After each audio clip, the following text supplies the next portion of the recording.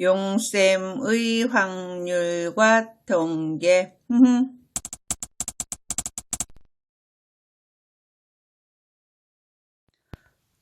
경우의 수 두 번째 중단원 이항 정리 첫 시간 시작하겠습니다.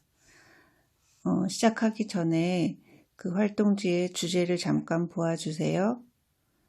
거기 지금 중복조합의 주제가 적혀 있죠? 선생님이 지금 여기 화면에 주제를 다시 적어 놨으니까 이 주제를 다시 적어 놓기 바랍니다. 주제는 이항 정리를 이해하고 이를 이용하여 문제를 해결할 수 있다입니다. 자, 그럼 이제 이항 정리 뜻부터 시작하겠습니다. 이항이라는 게 뭐예요? 거기 적혀 있는 대로 항이 두 개인 다항식의 거듭제곱을 빠르게 전개하기 위한 정리입니다. 항이 두 개인 다항식의 거듭제곱을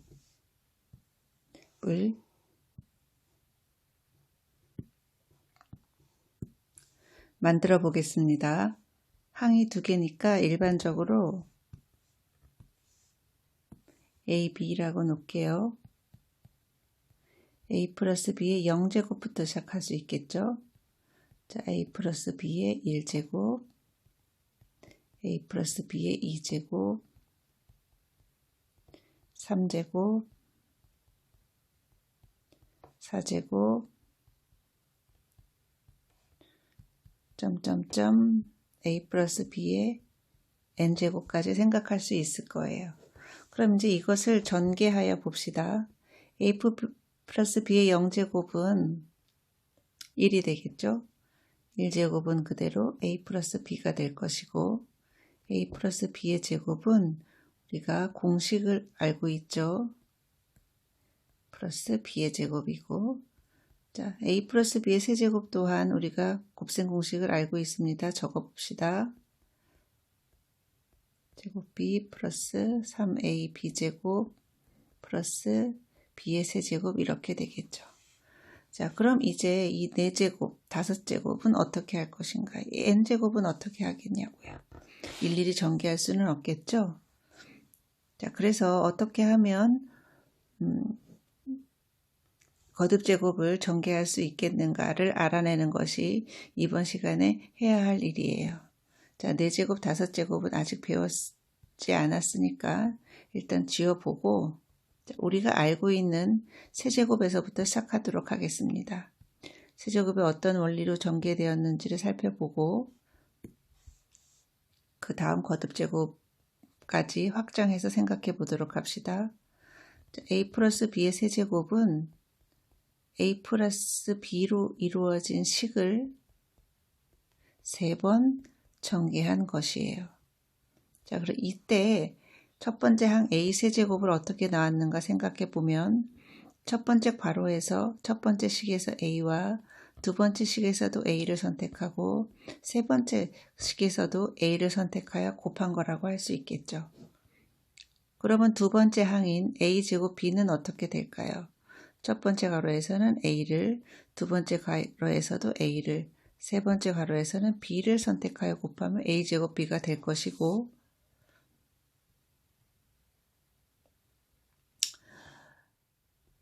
또는 첫 번째 괄호에서는 A, 두 번째는 B, 세 번째 A 이렇게 선택해도 A제곱 B가 나와요.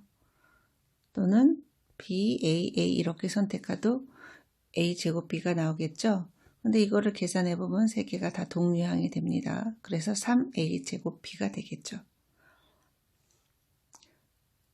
그 다음에 A, B제곱은 A, B, B 이렇게 선택하던가 B, A, B 선택하던가 B, B, A 선택할 수 있겠죠. 이거 계산하면 동류항이 됩니다.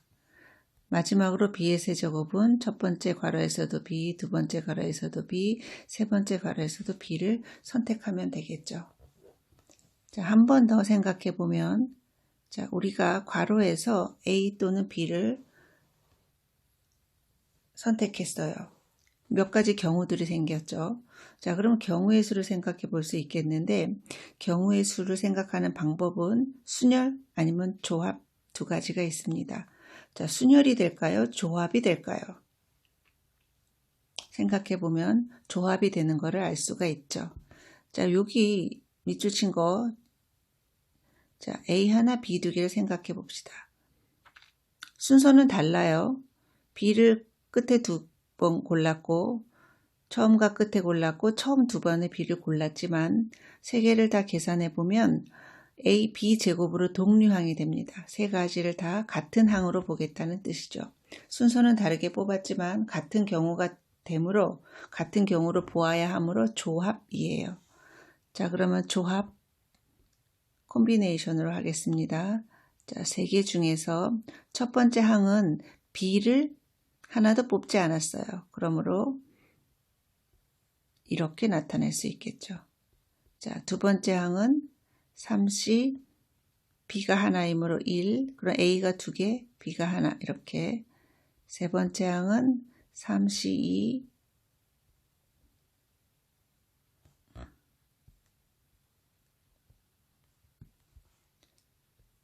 A1, B2. 그리고 마지막 항은 3C3에 A0, B3 이렇게 되겠죠. 자, 그러면 이제 개수를 비교해 보세요. 여기 3C0은 여기 앞에 개수 1이 되고 3C1, 3, 3C2, 3, 3C3, 1 같아지는 거를 알 수 있겠죠? 자, 그러면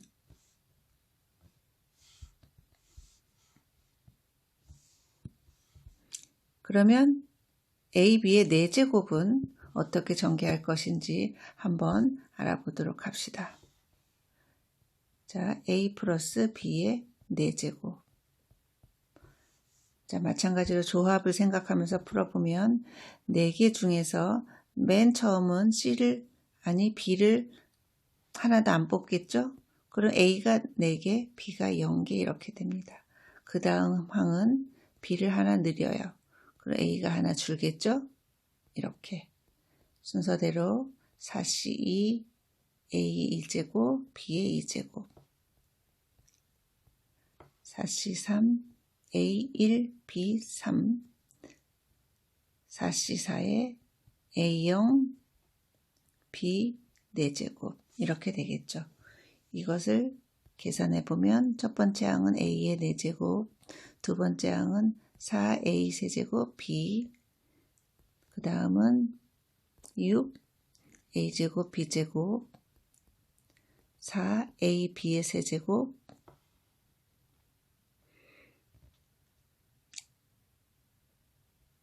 마지막은 B의 4제곱. 이렇게 전개가 될 거예요. 이런 식으로 하면 A 플러스 B의 5제곱은 어떻게 될까요? 어떻게 하는지 방법을 4제곱과 마찬가지로 전개할 수 있겠죠? 자, 그럼 우리는 이것을 직접 해보지는 않고 이제 일반화 시켜보도록 하겠습니다. 자, 일반화하기 전에 자, 맨 위로 올라가서 0제곱부터도 우리가 한번 이것을 조합의 기호로 나타내 보도록 하겠습니다. 자, 첫 번째 AB의 0제곱은 0C0에 A 0제곱, B의 0제곱 이렇게 될 거고요. 두 번째는 1C0, A1, B0 더하기 1C1, A0, B1. 세 번째, A 플러스 B의 제곱은 2C0, A2, B0 더하기 2C1, A1, B1 제곱 더하기 2C2, A0, B의 제곱 이렇게 될 거예요. 자, 이 상태에서 여러분들은 여기 앞에 있는 개수를 나타내는 이 조합의 기호를 좀 잘 유심히 봐두십시오. 자, 이런 것들을 모아서 우리 오른쪽에 나와 있는 파스칼의 삼각형을 만들 때 사용하도록 하겠습니다. 자, 그럼 이제 우리는 어떻게 해야 되죠? 그렇죠. 공식을 만들어야 되겠죠? 이항정리 공식 만들어 보도록 하겠습니다. 다시 말하면 일반화 해보도록 할게요. 자, A 플러스 B의 n제곱은 자, 맨 처음에 nc0 a의 n제곱 b의 0제곱 이렇게 되겠죠. 그 다음은 nc1 a가 하나 줄어요. b는 하나 늘어요. 또 nc2 b의 2제곱 이렇게 되겠죠.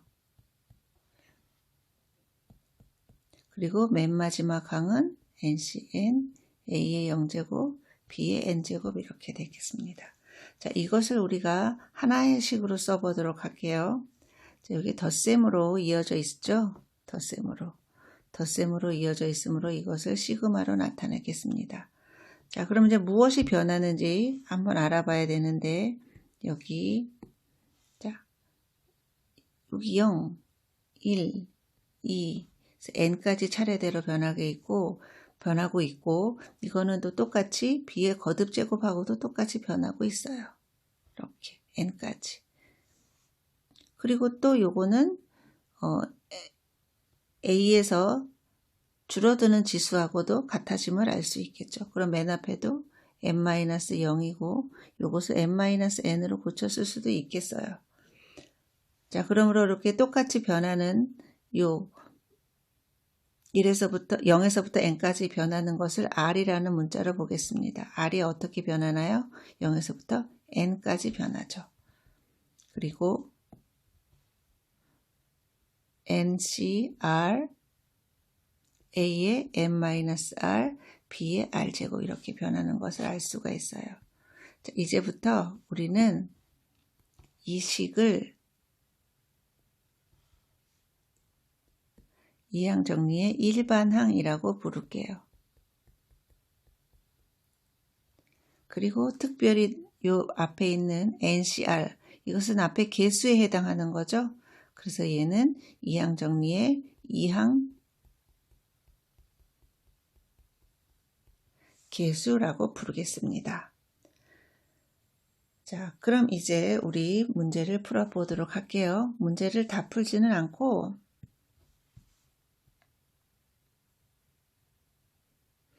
1번을 일단 풀어보도록 하겠습니다. 자, 1번 파란색으로 바꾸겠습니다. 자, 1번 x-2y의 세제곱 곱셈 공식으로 전개하지 않고 이항 정리 공식을 이용하겠습니다. 그러면 x가 a가 되고 마이너스 2y가 b가 되는 거예요. 자, 그럼 어떻게 전개가 되냐면 3c0 x의 세제곱 마이너스 2y의 0제곱이 되겠죠.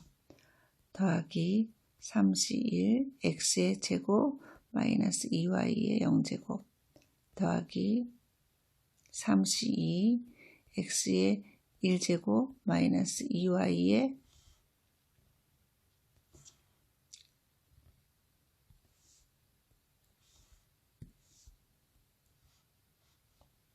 2제곱 더하기 3c3의 x의 0제곱 마이너스 2y의 3제곱 이렇게 될 거예요.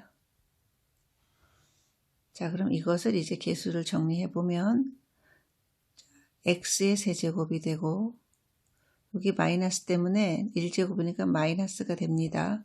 그리고 3, 2 곱해서 6 x제곱 y가 되고 더하기 3에다가 여기는 플러스죠. 그 다음에 3, 4, 12 x y의 제곱 더하기 아니고 세제곱이니까 마이너스 8 y의 세제곱 이렇게 정리하면 될 거예요. 그럼 나머지 문제도 하기 바랍니다. 그리고 4번은 교과서에 있는 예제이고 그 다음으로 7번 예제를 풀어드릴게요. 자, 7번은 x제곱 마이너스 x분의 2의 7제곱을 다 전개하는 것이 아니고 그 중에서도 x 4제곱의 개수를 찾는 거예요.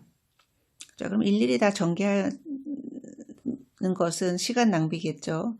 그러므로 일반항을 이용하겠습니다. 일반항은 어떻게 되냐면 7C R에 X의 제곱에 7-R 그리고 마이너스 X분의 2의 R제곱 이렇게 됩니다. 자, 곱셈 공식을 이용해서 전개할게요. 7CR X에 14-2R 그리고 부호는 분자에다 주겠습니다. 마이너스 2의 R제곱 그리고 X의 마이너스 R제곱 이렇게 되겠죠. 그럼 미치 같은 지수끼리는 서로 더해주고 개수가 되는 수들은 앞으로 모아줍니다. R제곱 X의 14-3R이 돼요. 자, 이렇게 해서 우리는 어떻게 맞춰줘야 되냐면 X의 4제곱분의 1 항을 찾아야 됩니다. 다시 말하면 X의 마이너스 4제곱이 되는 항을 찾으면 되겠죠? 그럼 얘가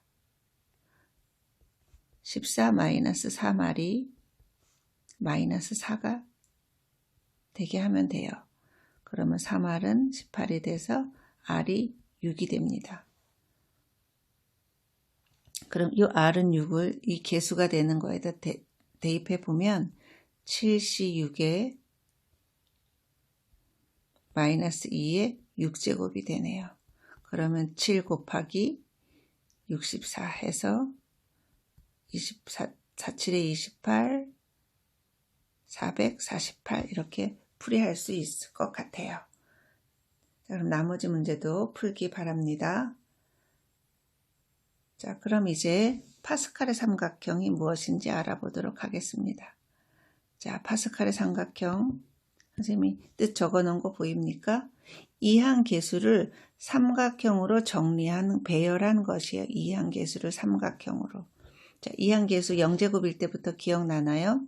자, 그것들을 모아 보겠습니다. 자, n이 0일 때는 항이 하나겠죠? 0C0이라는 항이 하나고, 자, n이 1일 때는 1C0, 1C1 삼각형으로 배열할게요. 자, n이 2일 때는 항이 3개입니다. 줄을 맞췄으면 자, 2C0, 2C1, 2C2 이렇게 되고, 자, 세제곱일 때는 3C0, 3C1, 3C2 아니고 3C1, 3C2, 3C3 이렇게 되겠죠. 자, 그러면 n을 점점 늘리면서 얼마든지 개수들을 쓸 수가 있어요. 자, 그럼 이것을 한번 계산하여 봅시다. 자, 0C0은 1이죠. 자, 1C0도 1이고 1C1도 1입니다. 이렇게 연결합시다. 자, 그 다음에 2C0은 1이죠. 맨 마지막 2C2도 1입니다. 그럼 가운데 2C1을 계산하면 2인데 그것은 이렇게 더하면 2가 나와요. 자, 그럼 3C0도 마찬가지입니까? 가지치면 1이 되고 여기 1이 되고 2개 더해서 아랫단으로 갑니다. 위에 2개를 더해서 아래로 갑니다. 그럼 1, 3, 3, 1 맞나요? 자, 그러면 n이 4제곱 4일 때도 할 수 있겠죠? 더해서 4, 더해서 6, 2개 더해서 4 이렇게 할 수 있겠죠. 자, 그럼 이 개수는 우리가 아까 4제곱을 한번 풀어봤잖아요. 어디 갔더라? 자, 여기 있네요. 1, 4, 1, 4, 6, 4, 6 똑같죠? 자, 그러므로 자, 파스칼의 삼각형을 이용하면 훨씬 더 빠르게 우리가 전개할 수 있어요. 자, 그럼 이게 지금 n이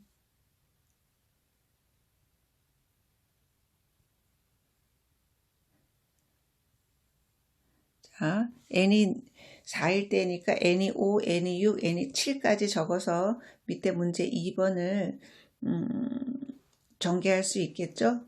자, 2번 식은 두 번째 항 y 앞에 마이너스가 있으므로 y가 홀수기인지 짝수기인지 홀수 번째인지 짝수 번째인지 잘 따져가지고 전개하기를 바랍니다. 자, 그럼 다음 시간에는 이 파스칼의 삼각형을 이용해서